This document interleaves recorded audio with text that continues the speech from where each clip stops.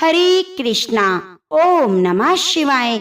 आप सभी भक्तों को बैसाख मास की ढेर सारी शुभकामनाएं। बैसाख का महीना हिंदू पंचांग के अनुसार दूसरा महीना होता है। इस माह की महिमा का वर्णन तो पुराणों में भी विस्तार से किया गया है। आज से आप हमारे चैनल पर नित्य प्रतिदिन नियम पूर्वक बैसाख मास की कथाओं का श्रवण करेंगे। उससे पहले आइए जानते हैं बैसाख मास का महत्व और इस महीने में पड़ने वाले प्रमुख व्रत और त्योहारों के बारे में। बैसाख का संबंध विशाखा नक्षत्र से माना गया है, इसी कारण इस महीने को बैसाख कहा जाता है। विशाखा नक्षत्र के स्वामी देव गुरु बृहस्पति हैं, इसी कारण इस मास में स्नान, दान, व्रत, पूजा पाठ, पीपल, आकड़े, केले के वृक्ष की पूजा का विशेष ही महत्व है। धार्मिक मान्यताओं के अनुसार बैसाख मास में किया गया दान पुण्य विशेष फल प्रदान करता है। जिस प्रकार विद्याओं में वेद, मंत्रों में प्रणव, वृक्षों में कल्प वृक्ष, धेनुओं में कामधेनु, देवताओं में भगवान विष्णु, वर्णों में ब्राह्मण प्रिय हैं, वस्तुओं में प्राण, नदियों में गंगा, तेजों में सूर्य, अस्त्रों में चक्र, धातुओं में स्वर्ण, वैष्णवों में भगवान शिव और रत्नों में कौस्तुभ मणि माने गए हैं श्रेष्ठ, उसी प्रकार से सभी महीनों में बैसाख मास उत्तम माना गया है। एक प्रसंग के अनुसार जब राजा अम्बरीश दीर्घ काल तक तप करने के बाद गंगा तीर्थ की ओर जा रहे थे, तब मार्ग में उन्हें देवऋषि नारद जी के दर्शन हुए।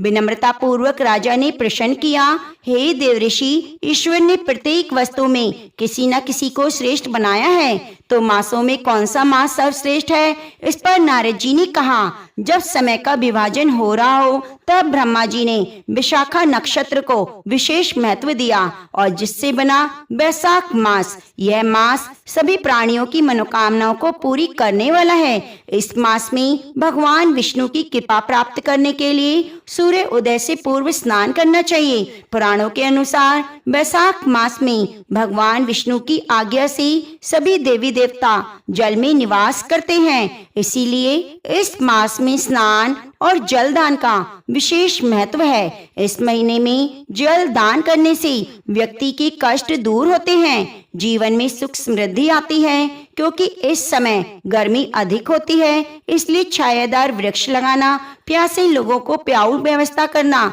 चप्पल का दान करना अत्यंत ही पुण्यदायक होता है। यह महीना संयम, अहिंसा, आध्यात्म और स्वाध्याय सेवा का महीना है। इस मास में धूम्रपान, मांसाहार, मदिरापान, पर निंदा जैसी बुराइयों से दूर रहना चाहिए। बैसाख मास में स्नान करते समय भगवान मधुसूदन का स्मरण करते हुए प्रार्थना करनी चाहिए, हे मधुसूदन, हे माधव, मैं बैसाख मास में प्रातः स्नान कर रही हूँ। जब सूर्य देव मेष राशि में स्थित हैं, तब कृपया मेरा यह स्नान निर्विघ्न पूर्ण करें और मुझे आशीर्वाद प्रदान करें। स्नान के बाद सूर्य देव को अर्घ अर्पित करना चाहिए। यद्यपि बैसाख मास का प्रत्येक दिन महत्वपूर्ण है, तथापि एकादशी का विशेष महत्व है। इस दिन किए गए जाप, ताप, दान, व्रत और कथा श्रवण विशेष फलदायी होते हैं। इसी प्रकार बैसाख मास की अमावस्या पितृ तर्पण, श्राद्ध और पिंड दान के लिए विशेष मानी गई है। मुझे पूरा विश्वास है जो भक्त पहले दिन से यह कथा सुनना प्रारंभ करेंगे, वे अंतिम दिन तक कथा को जरूर सुनेंगे। अब भगवान श्री हरि विष्णु का ध्यान करके आज की कथा को सुनते हैं। अगर आपको कथाएं पसंद आए तो वीडियो को लाइक करके शेयर जरूर कीजिएगा और कमेंट बॉक्स में भगवान के प्रति अपनी हाजिरी जरूर लगाइएगा। हरे कृष्णा। समस्त देवी देवताओं की जय। ओम श्री गणेशाय नमः। ये भक्तजनों, कोई भी शुभ काम करने से पहले भगवान गणेश का नाम लिया जाता है। तो आइए आज की कथा का शुभ आरंभ करने से पहले सुनते हैं सबसे पहले गणेश भगवान की एक छोटी सी कहानी। गणेश जी की कहानी। एक ब्राह्मण ब्राह्मणी थे, उनके एक लड़का था। लड़का गणेश जी का परम भक्त था, दिन रात गणेश जी की सेवा में लगा रहता, घर का कोई काम नहीं करता। ब्राह्मण ब्राह्मणी बहुत दुखी रहते और उससे रोज कहते घर का कोई काम धंधा कर। इस बात में घर में रोज झगड़ा होता। लड़का बहुत दुखी हो गया। एक दिन गणेश भगवान का नाम लेकर वह घर से निकल गया और सोचने लगा, आज तो मैं गणेश जी से मिलकर ही घर आऊंगा। लड़का जय गणेश बोलते बोलते बहुत दूर गहरे जंगल में चला गया और जोर जोर से गणेश जी को पुकारने लगा। लड़के को डर भी लगने लगा। अब जोर जोर से रोते रोते बोलने लगा, जय गणेश। तब गणेश जी का सिंहासन हिलने लगा। रिद्धि सिद्धि बोली, महाराज कोई भक्त सच्ची मन से आपको पुकार रहा है, आपको उसकी रक्षा करनी चाहिए। तब गणेश भगवान बूढ़े ब्राह्मण का वेश धारण कर बालक के पास आए और बोले, लड़के क्यों रो रहे हो? तब बालक बोला, आज मैं गणेश जी से मिलने घर से निकला हूँ। चलते चलते दूर आ गया पर गणेश जी भगवान नहीं मिले। आप बताओ गणेश जी भगवान कहाँ मिलेंगे? तब ब्राह्मण वेशधारी गणेश जी बोले, बालक घर पर चला जा, नहीं तो तुझे शेर चीते भालू खा जाएंगे। पर बालक नहीं माना, बोला, आज चाहे कुछ भी हो जाए मैं गणेश जी से मिलकर ही जाऊंगा। गणेश भगवान लड़के पर बहुत प्रसन्न हुए, लड़के को दर्शन दिए। लड़का गणेश जी को देखकर बहुत खुश हुआ। तब गणेश जी बोले, मांग क्या मांगता है? तब लड़के ने कहा, हे प्रभु मुझे कुछ नहीं चाहिए। तो गणेश भगवान बोले, मैं तेरी भक्ति से बहुत प्रसन्न हूँ, तू मांग ले। तब लड़का बोला, थोड़ा और लगाम मांगू, गजराज मांगू, महल माल्या मांगू, पुसरन वाली ऐसी मांगू जैसे फूल गुलाब को। गणेश जी भगवान ने तथास्तु कहा और अंतर ध्यान हो गया। लड़का घर आया तो देखा झोपड़ी की जगह महल बन गया। बाहर घोड़े खड़े हैं, हाथी खड़े हैं। अंदर गया तो पैड़ी पर दुल्हन बैठी है। लड़के की माँ बोली, तेरे गणेश जी का तो पुण्य प्रताप बहुत हुआ, आज से हम गणेश जी की पूजा अर्चना करेंगे। सब बहुत खुश हुए। हे गणेश जी भगवान, जैसे आपने उसकी सभी मनोकामनाएं पूरी करी, विघ्न दूर करिए, ऐसी कथा कहानी कहने सुनने वाले सभी की करना। तो प्रेम से बोलिए गणेश भगवान की जय।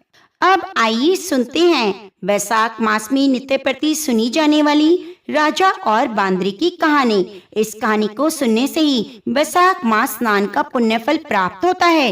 एक राजा था, वह वैशाख मास में प्रतिदिन ब्रह्म मुहूर्त में उठकर गंगा जी स्नान करता। राजा का आदेश था कि मुझसे पहले गंगा जी में कोई भी स्नान नहीं करेगा। राजा जब गंगा जी में स्नान करने जाता तो उन्हें प्रतिदिन शांत जल के स्थान पर हिलता हुआ जल दिखाई देता। तो राजा को संदेह होता, निश्चय ही मुझसे पहले कोई प्रतिदिन गंगा जी में स्नान करता है।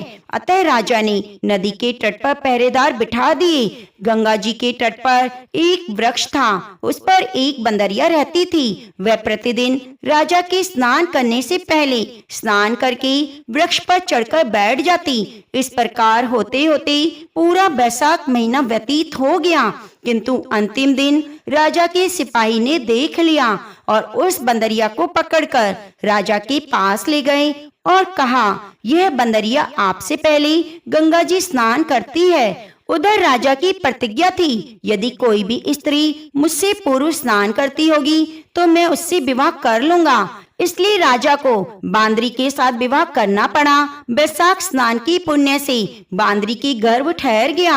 9 माह पूर्ण होने पर बांदरी ने राजा से पूछा, शिशु जन्म के समय मुझे क्या करना चाहिए? तब राजा ने महल में एक घंटी लगवा दी और बांदरी से कहा, जब तुम्हें दर्द हो तो उसे बजा देना, मैं प्रबंध कर दूंगा। राजा की अन्य रानियां भी थी, उनकी कोई संतान नहीं थी। बांदरी को गर्भ है, यह समाचार जानकर अन्य रानियां मन ही मन बांदरी से ईर्ष्या करने लगी और भावी संतान का नाश करने हेतु योजनाएं बनाने लगी। घंटी लगी देखकर एक रानी से बांदरी से इसका कारण पूछा तो बंदरिया ने संपूर्ण वृतांत बता दिया। रानी ने बहकाया, एक बार घंटी बजाकर तो देखो राजा आते हैं या नहीं। बंदरिया ने घंटी बजाई तो राजा दौड़े दौड़े महल में आए और घंटी बजाने का कारण पूछा। इस पर बंदरिया ने उत्तर दिया, मैंने तो रानियों के कहने पर घंटी बजाई थी। तब रानियों ने राजा से कहा, यह तो पशु है, न जाने कितनी बार घंटी बजाएगी। इस प्रकार कहकर उन्होंने घंटी हटवा दी। कुछ दिनों के बाद बंदरिया के शिशु जन्म का समय आया तो उसने अन्य रानियों से पूछा, मैं क्या करूं? तब रानियों ने कहा, तुम आंखों पर पट्टी बांधकर सो जाओ। बंदरिया के बैसाख मास के स्नान के पुण्य प्रताप से एक सुंदर पुत्र हुआ। शिशु के जन्म होते ही उसके रोने से पूर्व ही रानियों ने उसे एक टोकरी में रखकर दासी को दे दिया और आदेश दिया, इसे नदी में बहाकर आओ। उस शिशु के स्थान पर एक पत्थर रख दिया। राजा को कहलवा दिया कि बंदरिया ने पत्थर को जन्म दिया है। राजा ने सुना तो उन्होंने भी संतोष कर लिया। जब दूसरी रानियों की संतान नहीं तो यह तो बांदरी है, इसके क्या संतान होगी। उधर दासी ने उस सुंदर शिशु को नदी में न बहाकर कुम्हार के खंडल में डाल दिया। दूसरे दिन कुम्हार कुम्हारिन खंडल में आए तो वहां एक सुंदर शिशु को रोते हुए देखा। कुम्हार कुम्हारिन निसंतान थे। उन्होंने उस शिशु को अपने लिए भेजी गई भगवान की भेंट माना और बड़े प्रेम से शिशु का पालन करने लगे। कुछ बड़ा होने पर बालक को ज्ञात हुआ कि वह बांदरी का पुत्र है जिसको रानियों ने मरवाना चाहा था। एक दिन वह बालक कुम्हार की बनाई हुई मिट्टी के हाथी घोड़े लेकर पनघट पर जा बैठा और दासियों को देखकर कहने लगा, आओ रे मेरे मिट्टी के हाथी घोड़े, पानी पियो। तब दासियों ने बात सुनी तो हंसने लगी, बोली, अरे मूर्ख, कभी मिट्टी के हाथी घोड़े भी पानी पीते हैं क्या? इस पर बालक ने कहा, कभी बंदरिया भी पत्थर को जन्म देती है क्या? उस बालक की यह बात दासियों ने जाकर महल में कही। तब रानियों ने दूसरे दिन विष मिलाकर लड्डू भेजे। ईश्वर की कृपा से लड्डू गोंद और बादाम के हो गए। उन लड्डू को खाने से लड़के की मृत्यु नहीं हुई। यह समाचार दासी ने रानी को कहा। रानियों ने राजा से कहकर कुम्हार को देश निकलवा दिया। कुम्हार वन में रहने लगा। उसके बाद अगले वर्ष चैत्र माह में माता गणगौर के पूजन का दिन आया तो वह बांदरी का पुत्र 108 करवे 108 गोली लेकर घड़े में पानी भरकर बगीचे के बाहर बैठ गया। उधर राजा की और साहूकार की पुत्रियां गणगौर बनाने के लिए मिट्टी लेने आई। बगीचे में खेलने और झूलने लगी। इस कारण कुछ समय बाद उन्हें प्यास लगी। तब उन्होंने बांदरी के पुत्र से जल पिलाने के लिए कहा तो उस बालक ने उत्तर दिया, मेरे पास एक गोली है, उसे खाते जाओ और चारों ओर फेरे लगाते जाओ, तब मैं तुम्हें जल पिलाऊंगा। इस पर पहले तो कन्याओं ने मना कर दिया किंतु तीव्र प्यास के कारण मान गई। इस प्रकार गोली खाने और युवक के साथ फेरे लेने से वह गर्भवती हो गई। बाद में उनके माता पिता को यह ज्ञात हुआ तो वह सभी कुम्हार के पास आए और सारी बात कही और कहा, तुम्हारे पुत्र ने हमारी कन्याओं से विवाह किया है, अब तुम्हें इन्हें अपने पास रखना होगा। तब कुम्हार ने निर्धन होने के कारण असमर्थता बताई। दो कन्याओं के माता पिता ने बहुत सारा धन देकर अपनी कन्याओं को कुम्हार के घर विदा किया। कुम्हार के घर 108 बहुएं आ गईं। उसके 108 पोते हो गए। कुम्हार ने समस्त नगरी को भोजन के लिए बुलावा दिया। राजा को भी बुलवाया। राजा के यहाँ से बांदरी के सिवा सभी रानियां और राजा भोजन करने हेतु गए। तब राजकुमार राजा की आज्ञा लेकर बांदरी को लेने रथ पालकी लेकर गया और लाकर सभा में सबसे ऊंचे स्वर्ण आसन पर बिठाया। राजकुमार ने अपनी सभी पत्नियों को समझा दिया कि बांदरी ने मुझे जन्म दिया है, वह मेरी माता है। एक एक बहू रानी बांदरी के चरण स्पर्श करती गई और एक सोने का सिक्का और पोते को गोद में देती गई। जब राजा और रानियों ने यह देखा तो कुम्हार के पुत्र से इसका कारण पूछा। रानियों को तो संदेह होने लगा, यह अवश्य ही बांदरी का पुत्र है। इसलिए रानी रूठकर राजा से कहने लगी, कुम्हार के पुत्र ने हमारा अपमान किया, बांदरी का सम्मान किया, हम जा रहे हैं। इधर राजा को पुत्र के जन्म का संपूर्ण रहस्य ज्ञात हुआ, इसलिए उन्होंने रानियों को देश से निकाल दिया और अपने सभी पुत्र वधू और पोत्रों को लेकर महल में आया। राजकुमार का राज तिलक हुआ। कुमार कुमारिन को राजकुमार ने महल में रहने के लिए निवेदन किया, लेकिन वह नहीं माने। तब राजा ने उन्हें ढेर सारा धन दिया। वैशाख स्नान का इतना महत्व है तो सबको वैशाख स्नान करना चाहिए। बांदरी ने वैशाख स्नान किया तो उसे राजा का राज्य, पुत्र, बहुएं सब प्राप्त हुए। हे ईश्वर, जैसे बांदरी को पुण्य मिला, इस प्रकार हमें भी पुण्य देना। हरे कृष्णा। आपको सुनाते हैं भगवान कृष्ण की दिव्यमय कथा। भगवान के परम भक्त थे। उनका नाम था केवल राम जी। केवल राम जाति के कुम्हार थे। भगवान की भजन करना, मिट्टी के बर्तन बनाना उनका प्रिय कार्य था। वे संतों की सेवा में लीन रहते। अगर संतों की सेवा की जाए तो भगवान को प्राप्त करना आसान होता है। कोई भी वैष्णव या साधु संत आता तो वे उनका आदर सत्कार करते। उनके घर में साधु संतों का आना जाना लगा रहता। महीने में केवल 30 बर्तन बनाते और एक बर्तन रोज बेचते। इसी सीमित कमाई से अपने परिवार का भरण पोषण करना।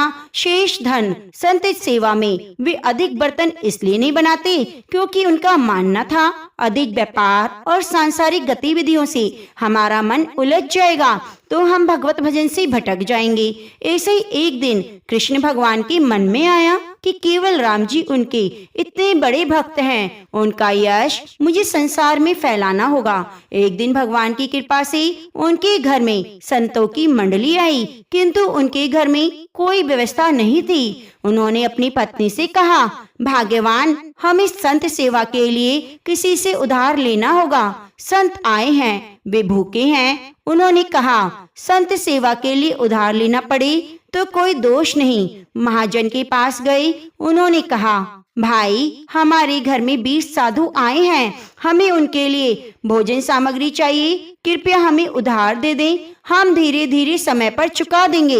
लेकिन अधिकांश सभी ने मना कर दिया कि यह गरीब कुम्हार है। लेकिन एक चतुर महाजन ने कहा, अगर तुम मेरा एक काम करोगे तो मैं तुम्हें जितनी सामग्री चाहिए दे दूंगा। केवल राम जी बोले, अच्छा, इसके लिए मुझे क्या काम करना होगा? तो महाजन ने कहा, देखो भाई, हमारे कुएं का काम रुका हुआ है, अगर तुम उसको पूरा कर दोगे तो मैं संत सेवा के लिए सामग्री दे दूंगा। यह सुनकर केवल राम जी तो बहुत खुश हो गए और सहमति दे दी। केवल राम जी उधार लेकर साधु संतों की सेवा की। उनकी पत्नी भी इसमें सहभागिनी बनी। संत सेवा के बाद संतों की विदाई की। अब केवल राम जी को कुआं खोदने का सारा काम करना था। पति पत्नी फावड़ा लेकर कुआं खोदने को तैयार हो गए और हरि नाम का उच्चारण करते हुए केवल राम जी कुआं खोदने और पत्नी मिट्टी बाहर फेंकने लगी। यह देखकर महाजन को तो बड़ा आनंद हुआ। सोचने लगा, थोड़ी सी सामग्री देकर बहुत सारा काम करा लिया। जैसे जैसे फावड़ा चलता, केवल राम जी जय श्री हरि, राधे राधे, हरे कृष्ण कृष्ण कृष्ण हरे हरे, हरे राम राम राम हरे हरे कहते हुए खुदाई करती। उनकी पत्नी मिट्टी बाहर निकालती। वे एक एक कदम आगे बढ़ाते गए और कुआं खोदने में तल्लीन हो गए। खुदाई के वक्त मिट्टी खिसकने लगी क्योंकि चारों ओर रेतीली मिट्टी थी। कुछ समय में हजारों मन मिट्टी खिसक गई। कुआं गहरा हो चुका था। अब पानी निकलने वाला ही था कि ऊपर की मिट्टी धसक गई और केवल राम जी मिट्टी में दब गए। मिट्टी इतनी तेजी से नीचे गिरी कि चारों ओर धूल ही धूल थी। यह देखकर उनकी पत्नी रोने लगी। केवल राम जी मिट्टी में धस चुके थे। मिट्टी से पूरा कुआं भर चुका था। उनकी रोने पुकारने की आवाज सुनकर बहुत सारे लोग इकट्ठे हो गए। सभी ने उनकी पत्नी को धीर बंधाया। बोले, केवल राम जी को मिट्टी में दबे रहने दो, बाहर निकालने से कोई फायदा नहीं। यहीं बाहर निकाला तो वे तो मर चुके होंगे, उन्हें इसी में रहने दो। ऐसा कहकर सब चले गए। पत्नी रोती बिलखती रही। 1 महीने तक कोई वहां नहीं गया क्योंकि यह दुखद घटना थी। केवल राम जी की पत्नी रोज आती, रोती और फिर घर चली जाती। एक दिन कुछ संत महात्मा वहां से गुजर रहे थे। कुछ लोगों ने ध्वनि सुनी। उन्हें आवाज आ रही थी, हरि राम हरे कृष्ण। यह ध्वनि बड़ी आनंददायक थी। यह कोई साधारण ध्वनि नहीं थी, गहन ऊर्जा से भरी हुई थी। उन्होंने सुना मृदंग करताल की ध्वनि भी आ रही है। उसी समय वहां से राजा गुजरा। उन्होंने वहां की भीड़ को देखकर पूछा, यह क्या हो रहा है? तो लोगों ने बताया, यह स्थान वह है जहाँ केवल राम जी खुदाई करते समय कुएं की मिट्टी में दबकर मर गए। यह सुनते ही राजा ने आदेश दिया, कुएं की खुदाई करवाई जाए। लोगों ने कहा, इतनी गहरी मिट्टी के नीचे कोई कैसे जीवित रह सकता है? लेकिन भगवान का नाम कीर्तन साफ सुनाई दे रहा था। जब मिट्टी हटाई गई तो गुफा जैसी संरचना दिखाई दी। प्रभु की महिमा तो देखिए, मिट्टी के नीचे तक नहीं गिरी बल्कि ऊपर ही रुक गई। ये एक चमत्कार था। सभी ने देखा केवल राम जी ध्यान मुद्रा में बैठे हुए हैं और जोर जोर से जाप कर रहे हैं। उनके पास सुंदर थाल में भोजन रखा है, जल का घड़ा रखा हुआ है। भगवान की दिव्यमय प्रतिमा विराजमान थी। अब प्रश्न यह था कि वह भोजन पानी कैसे आया? जरा सोचिए, जब किसी लिफ्ट में बिजली चली जाए तो कितनी घबराहट होती है। लेकिन यह भक्त तो गहरे अंधकार कुएं में भी ऐसे आनंदमग्न बैठा था। यह उनकी अटूट भक्ति और श्रद्धा का ही परिणाम था। उन्हें किसी भी प्रकार की घबराहट नहीं हुई। सच्चे भक्तों की रक्षा भगवान स्वयं करते हैं। जब खुदाई पूरी हुई तो लोगों ने देखा केवल राम जी सुरक्षित थे, स्वस्थ थे। उनके पास जल और भोजन की व्यवस्था थी। दूर दूर से लोग उनसे मिलने आ रहे थे। भगवान की कृपा से दूर दूर तक केवल राम जी के नाम की महिमा फैल गई। यह नाम जप की ही महिमा थी। नाम जप से भगवान को प्राप्त किया जा सकता है। तो प्रेम से बोलिए हरे कृष्णा। बैसाख मास महात्म्य के अनुसार भगवान श्री हरि विष्णु ने माता लक्ष्मी जी से कहा था, जिसे ब्रह्मा जी ने भी सुना था। इनके बाद ब्रह्मा जी ने अपने पुत्र देवऋषि नारद जी से बैसाख मास के महात्म्य का वर्णन किया। फिर नारद जी ने राजा अम्बरीश से बैसाख मास के महात्म्य का वर्णन किया। बैसाख मास के महात्म्य का वर्णन स्कंद पुराण, पद्म पुराण में मिलता है। श्री सूत जी बोले, परमेष्ठी ब्रह्मा जी के पुत्र नारद जी से राजा अम्बरीश ने पवित्र बैसाख मास का महात्म्य पूछा। राजा अम्बरीश बोले, हे ब्राह्मण, आपने जो संपूर्ण महीनों के महात्म्य का वर्णन किया है वह सब मैंने अच्छी तरह से सुना। सभी महीनों में बैसाख मास श्रेष्ठ है, अतः बैसाख का महात्म्य विस्तार से कहिए, मुझे सुनने की प्रबल इच्छा है। यह मास भगवान विष्णु को इतना प्रिय क्यों है? इस महीने में कौन कौन से धर्म कार्य उन्हें प्रिय हैं? बैसाख मास में क्या दान करना चाहिए और उसका क्या फल है? यह सब कार्य किस देवता को प्रसन्न करने के लिए करने चाहिए? इस मास में करने योग्य काम क्या है? कौन से कार्य भगवान विष्णु को प्रिय हैं? क्या दान करने का किस फल की प्राप्ति होती है? क्या उद्देश्य होता है? इस मास में किन किन वस्तुओं से भगवान का पूजन करना चाहिए? हे नारद जी, यह सब मुझे विस्तार पूर्वक सुनाइए, जिसे मैं श्रद्धा से सुनूंगा। राजा अम्बरीश की बात सुनकर देवऋषि नारद जी मुस्कुराते हुए बोले, हे राजन, सभी महीनों का महात्म्य पहले भगवान विष्णु जी ने लक्ष्मी जी से कहा था, जो मुझसे ब्रह्मा जी ने कहा। सब महीनों में कार्तिक, माघ और वैशाख श्रेष्ठ हैं। इन तीनों में बैसाख मास सर्वश्रेष्ठ माना गया है। यह महीना माता के समान सभी जीवों को अभिष्ट फल देने वाला है। इस महीने में दान, यज्ञ, व्रत, स्नान करने से सब पापों का नाश हो जाता है। यह महीना धर्म, कर्म, यज्ञ, तप का सार है। देवता भी इसकी प्रशंसा करते हैं। यह मास विद्याओं में वेद विद्या के समान है, मंत्रों में प्रणव के समान, वृक्षों में कल्प वृक्ष के समान है, गौ में कामधेनु के समान, नागों में शेष नाग के समान है, पक्षियों में गरुड़ के समान, देवताओं में विष्णु, वर्णों में ब्राह्मण के समान है, प्रिय वस्तुओं में प्राण और मित्रों में भार्या के समान है, नदियों में गंगा के समान, तेजस्वियों में सूर्य के समान, शस्त्रों में चक्र के समान, धातुओं में स्वर्ण के समान, वैष्णवों में शिव जी के समान है, रत्नों में कौस्तुभ मणि के तुल्य। यह धर्म के लिए सबसे उत्तम मास है। इस मास के समान विष्णु भक्ति उत्पन्न कराने वाला और दूसरा महीना नहीं। मेष की संक्रांति या बैसाख मास में सूर्य उदय से पहले जो मनुष्य स्नान करता है उसे भगवान विष्णु माता लक्ष्मी सहित अत्यंत प्रसन्न होते हैं। जैसे अन्न से सब प्राणी प्रसन्न होते हैं, वैसे ही बैसाख मास से निस्संदेह भगवान विष्णु प्रसन्न होते हैं। बैसाख स्नान करने वाले मनुष्य और उसका अनुमोदन करता है, वह सब पापों से छूटकर विष्णु लोक को जाता है। मेष राशि के सूर्य में प्रातः काल एक बार भी स्नान करके जो मनुष्य भगवान विष्णु की पूजा करता है वह महापापों से छूटकर बैकुंठ को प्राप्त करता है। बैसाख मास में स्नान करने के लिए जो मनुष्य एक पग भी चलता है उसे 10,000 अश्वमेध यज्ञ करने का फल प्राप्त होता है। इसमें तनिक भी संदेह नहीं। एकाग्रचित होकर जो ऐसा संकल्प करता है उसे निसंदेह 100 यज्ञों का पुण्य फल प्राप्त होता है। बैसाख स्नान के लिए धनुष के बराबर भी जो मनुष्य चलता है वह संसार के बंधनों से छूटकर बैकुंठ धाम को जाता है।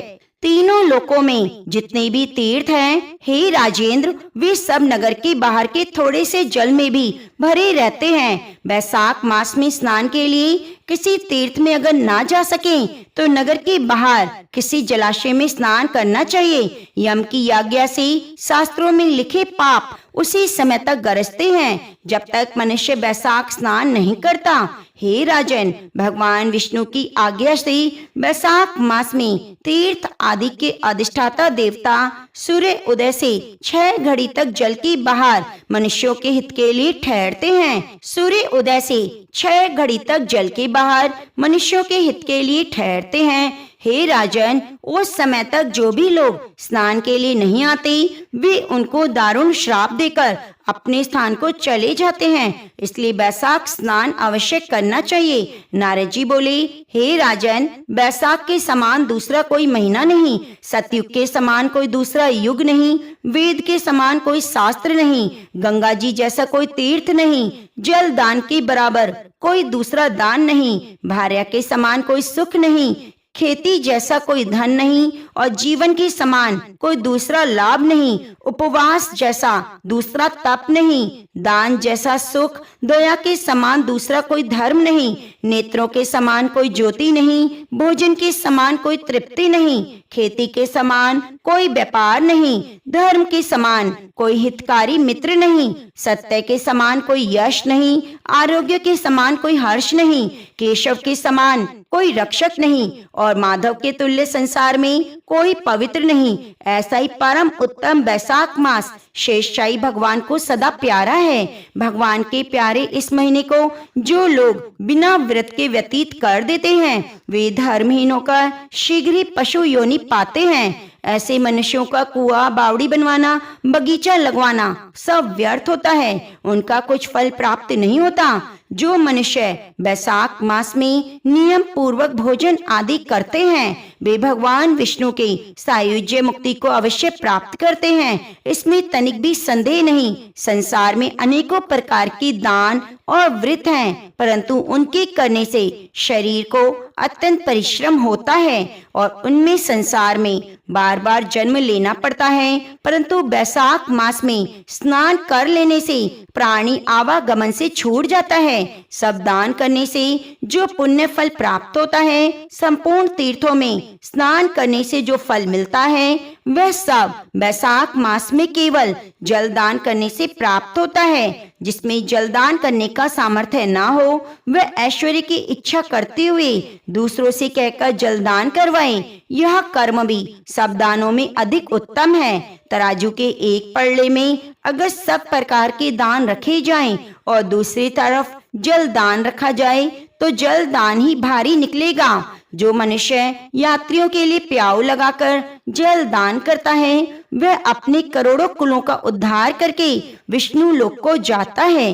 हे राजन, प्याऊ लगाने से देवता, पितर, ऋषि सब निसंदेह अत्यंत प्रसन्न होते हैं। जो प्याऊ लगाकर थके हुए यात्रियों को संतुष्ट करता है उससे ब्रह्मा, विष्णु, शिव सब देवता प्रसन्न होते हैं। जो जल की इच्छा करे जल दान करे। छाया की इच्छा करने वालों को छतरी का दान करना चाहिए। हे राजन, जितने दान बताए गए हैं उनमें जल दान, छत्र दान, पंखा दान उत्तम है। इन्हीं का दान बैसाख मास में अवश्य करना चाहिए। बैसाख मास में महीने में ब्राह्मण को जल से भरा हुआ घड़ा जो नहीं देता वह पातक योनि में जाता है। प्यासे महात्मा को शीतल जल पिलाता है, उसे हे राजेंद्र 1000 राष्ट्रीय यज्ञ के बराबर फल की प्राप्ति होती है। जो मनुष्य परिश्रम और पसीने से व्याकुल ब्राह्मण को पंखे से हवा करता है वह सब पापों से रहित होकर गरुड़ के समान हो जाता है। जो मनुष्य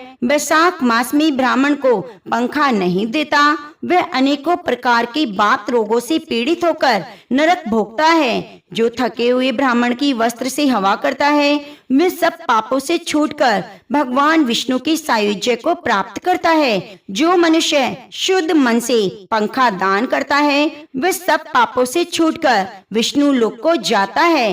तुरंत श्रम दूर करने वाले पंखे का दान नहीं करने वाली अनेक प्रकार की यातनाएं भोगकर संसार में व्याकुल होते हैं। हे राजेंद्र, आध्यात्मिक दुख की शांति के लिए बैसाख मास में छत्री का दान करना उचित है।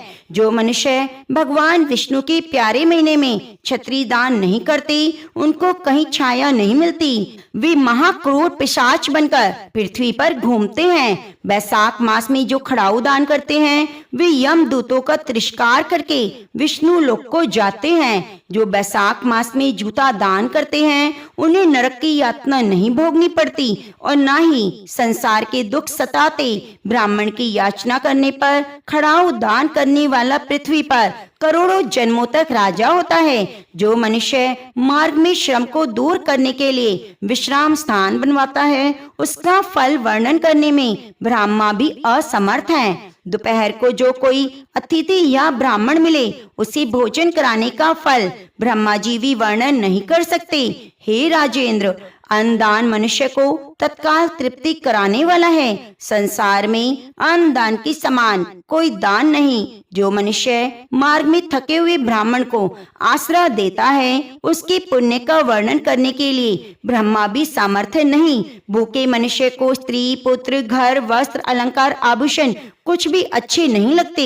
पेट भरने पर सब अच्छे लगते हैं, इसलिए अन्न दान के समान कुछ दान नहीं। जो मनुष्य बैसाख में थके हुए ब्राह्मण को अन्न दान नहीं कराता वे पिशाच बनकर पृथ्वी पर मांस खाता फिरता है। इसलिए ब्राह्मण को यथाशक्ति दान देना उचित है। हे राजेंद्र, अन्न ग्रहण करने वाला माता पिता दोनों को भुला देता है और दानी को ही अपना सर्वस्व समझने लगता है। इसलिए त्रिलोकी में सब अन्न की ही प्रशंसा करते हैं। माता पिता तो केवल जन्म देते हैं परंतु पंडित लोग संसार में अन्न के दानी को ही पिता कहते हैं। हे राजन, अन्नदाता में सब धर्म निवास करते हैं, इसलिए अन्न का दान अवश्य करना चाहिए। ब्रह्म ऋषि नारद जी के वचन सुनकर अम्बरीश ने विस्मित होकर कहा, हे महामुनि, यदि माधव मास में सबसे श्रेष्ठ और भगवान लक्ष्मीपति को अति प्रिय है तो उसमें स्नान करने की विधि क्या है?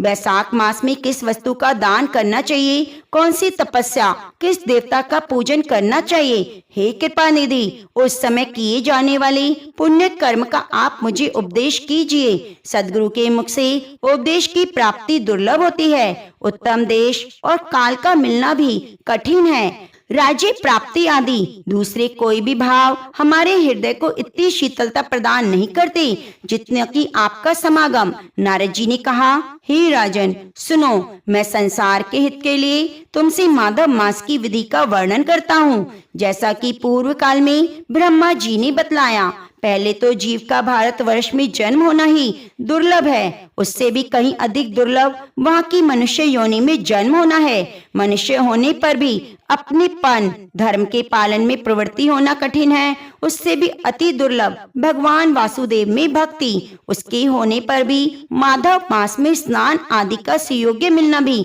दुर्लभ है। माधव मास, बैसाख का मास लक्ष्मीपति को बहुत प्रिय है। बैसाख मास में जो मनुष्य विधि पूर्वक स्नान करते हैं, दान करते हैं, जप आदि करते हैं वे मनुष्य धन्य हैं। उनके दर्शन मात्र से पापियों के पाप दूर हो जाते हैं। भगवत भाव से भावित होकर धर्म आचरण करते हैं। वैशाख मास में जो एकादशी से पूर्णिमा तक के अंतिम 5 दिन हैं, वे समूचे महीने के समान महत्व रखते हैं। हे राजेंद्र, जिन लोगों ने वैशाख मास में भली भांति उपचारों के द्वारा मधु दत्त को मारने वाले लक्ष्मीपति का पूजन कर लिया, उन्होंने अपने जन्म का फल पा लिया। भला कौन सी ऐसी अत्यंत दुर्लभ वस्तु है जो वैशाख मास के स्नान विधि पूर्वक भगवान के पूजन से प्राप्त नहीं हो सकती? जिन्होंने दान, होम, जप, तीर्थ में प्राण त्याग और संपूर्ण पापों का नाश करने वाले भगवान श्री नारायण का ध्यान नहीं किया, उन मनुष्यों का जन्म इस संसार में व्यर्थ समझना चाहिए। जो मनुष्य धन के रहते हुए भी कंजूसी करता है, दान आदि किए बिना ही मर जाता है, उसका धन व्यर्थ है। हे राजन, उत्तम कुल में जन्म, अच्छी मृत्यु, श्रेष्ठ भोग, सुख सदा दान करने से अधिक प्रसन्नता, उदारता, उत्तम धैर्य, यह सब कुछ भगवान विष्णु की कृपा से प्राप्त होते हैं। महात्मा नारायण के अनुग्रह से ही मनोवांछित सिद्धियां प्राप्त होती हैं। जो मनुष्य कार्तिक मास में, माघ मास में, माधव मास को प्रिय लगने वाले वैशाख मास में स्नान करके लक्ष्मीपति दामोदर की विधि पूर्वक पूजा करता है और अपनी शक्ति के अनुसार दान करता है, वह मनुष्य इस लोक का सुख भोग कर अंत में श्री हरि के पद को प्राप्त होता है। हे राजन, जैसे सूर्य उदय होने पर अंधकार नष्ट हो जाता है, उसी प्रकार वैशाख मास प्रातः काल स्नान करने से अनेक जन्मों के उपार्जित पाप नष्ट हो जाते हैं। यह बात ब्रह्मा जी ने मुझे बताई। अतः इस महीने पर आने पर मनुष्य को परम पवित्र करने वाले पुण्य जल में गंगा तीर्थ, नर्मदा तीर्थ, यमुना तीर्थ, सरस्वती तीर्थ में सूर्य उदय से पूर्व स्नान करके भगवान मुकुंद की पूजा करनी चाहिए। इससे तपस्या का फल भोगने के बाद अक्षय स्वर्ग की प्राप्ति होती है। भगवान श्री नारायण अनाम्य, रोग व्याधि से रहित हैं। उन गोविंद देव की आराधना करके तुम भगवान का पद प्राप्त कर सकते हो। हे राजन, देवादिदेव लक्ष्मीपति पापों का नाश करने वाले हैं। उन्हें नमस्कार करके चैत्र की पूर्णिमा को इस व्रत का प्रारंभ करना चाहिए। वैशाख मास का व्रत करने वाले को यम नियमों का पालन करना चाहिए। शक्ति के अनुसार दान देना चाहिए, भोजन कराना चाहिए, भूमि पर शयन करना चाहिए, ब्रह्मचर्य का पालन करना चाहिए। हृदय में भगवान नारायण का ध्यान करते हुए तपस्याओं के द्वारा शरीर को सुखाना चाहिए। इस प्रकार नियम से रहकर वैशाख की पूर्णिमा आए उस दिन मधु, तिल आदि का दान करें। श्रेष्ठ ब्राह्मणों को भक्ति पूर्वक भोजन कराएं। दक्षिणा सहित गाय का दान करें। वैशाख स्नान के व्रत में जो कोई त्रुटि हुई हो उसकी पूर्णता के लिए ब्राह्मणों से प्रार्थना करें। हे भूपति, जिस प्रकार लक्ष्मी जी जगदीश्वर माधव की प्रिया हैं, उसी प्रकार माधव मास भी मधुसूदन को प्रिय है। हे राजन, इस प्रकार नियम पूर्वक 12 वर्षों तक वैशाख मास करके स्नान करके मधुसूदन की प्रसन्नता के लिए शक्ति के अनुसार व्रत करें। हे अम्बरीश, पूर्व काल में ब्रह्मा जी के मुख से मैंने जो कुछ सुना वह सब तुम्हें कह सुनाया। अब आगे क्या सुनने की इच्छा है? अम्बरीश ने पूछा। हे मुने, स्नान में परिश्रम तो बहुत थोड़ा है, फिर भी उससे अत्यंत दुर्लभ फल की प्राप्ति होती है। मुझे इस पर विश्वास क्यों नहीं होता? मुझे मोह क्यों हो रहा है? नारद जी ने कहा, राजन, तुम्हारा संदेह ठीक है। थोड़े परिश्रम के द्वारा महान फल की प्राप्ति असंभव सी बात है, तथापि इस पर विश्वास करो, क्योंकि यह ब्रह्मा जी की बताई हुई बात है। धर्म की गति अति सूक्ष्म है, उसे समझने में बड़े बड़े पुरुषों को भी कठिनाई होती है। श्री हरि की शक्ति अचिंत्य है, उनकी कृति में विद्वानों को भी मोह हो जाता है। विश्वामित्र आदि क्षत्रिय थे, किंतु धर्म का अधिक अनुष्ठान करने के कारण वे ब्राह्मण तत्वों को प्राप्त हुए। अतः धर्म की गति अत्यंत सूक्ष्म है। हे भोपाल, तुमने सुना होगा कि अजामिल अपनी धर्म पत्नी का त्याग करके सदा पाप के मार्ग पर चलता था, तथापि मृत्यु के समय उसने केवल पुत्र के स्नेह बस नारायण कहकर पुकारा और पुत्र का चिंतन करके नारायण का नाम लिया। लेकिन इससे उसे अत्यंत दुर्लभ पद की प्राप्ति हुई। इस प्रकार से यदि आग का स्पर्श किया जाए तो वह आग शरीर को जला देती है। उसी प्रकार से यदि गोविंद का नाम लिया जाए तो वह पापों को भस्म कर देता है। हे राजन, जीव विचित्र है और जीवों की भावनाएं भी विचित्र हैं, कर्म विचित्र हैं और उनकी कर्मों की शक्तियां भी विचित्र हैं। शास्त्र में जिसका महान फल बताया गया है वही कर्म महान है, फिर वह अल्प परिश्रम साध्य हो या अधिक परिश्रम। छोटी सी वस्तु से भी बड़ी वस्तु का नाश होता देखा गया है। जरा सी चिंगारी से बोझ के तिनके सुहा हो जाते हैं। जो श्री कृष्ण के भक्त हैं उनकी अनजाने में किए हुए हजारों हत्याओं से युक्त भयंकर पातक नष्ट हो जाते हैं। जिनके हृदय में भगवान श्री कृष्ण की भक्ति है वह अक्षय फल को प्राप्त करता है। अतः माधव मास में माधव की भक्ति युक्त आराधना करके मनुष्य अपनी मनोवांछित भावनाओं को पूरा कर सकता है। इस विषय में संदेह नहीं। शास्त्रोक्त विधि से किए जाने वाला छोटे से छोटा कर्म भी बड़े से बड़े पाप को नष्ट कर देता है।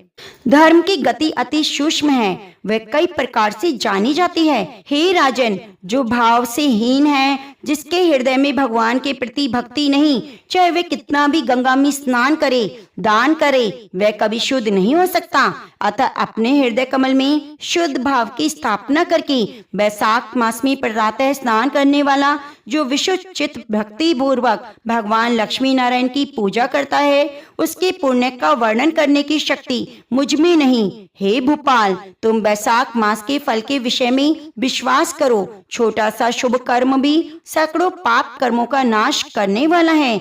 जैसे हरि नाम से समस्त पाप नष्ट हो जाते हैं, उसी प्रकार से सूर्य के मेष राशि में स्थित होने पर प्रातः स्नान करने से सभी पापों का नाश हो जाता है।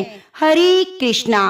प्रिय भक्तजनों, आगे के महात्म्य को सुनने के लिए आप चैनल को सब्सक्राइब कर लीजिए और बगल में बनी घंटी को दबाना मत भूलिएगा।